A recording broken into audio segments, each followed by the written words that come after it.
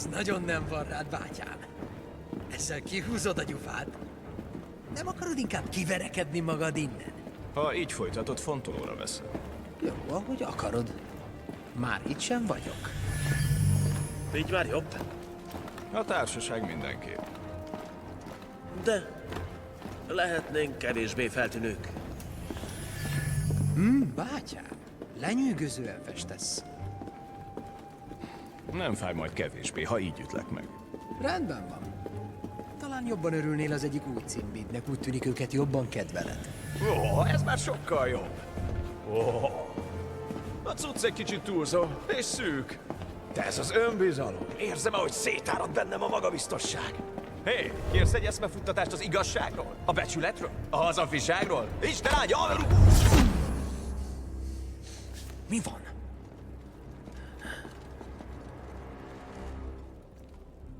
Legalább egy fegyverrel dobj meg. A tőrömmel, vagy valamivel.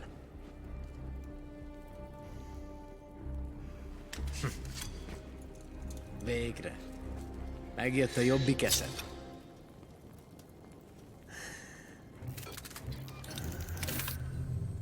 Azt hittem, bírod a trükköket.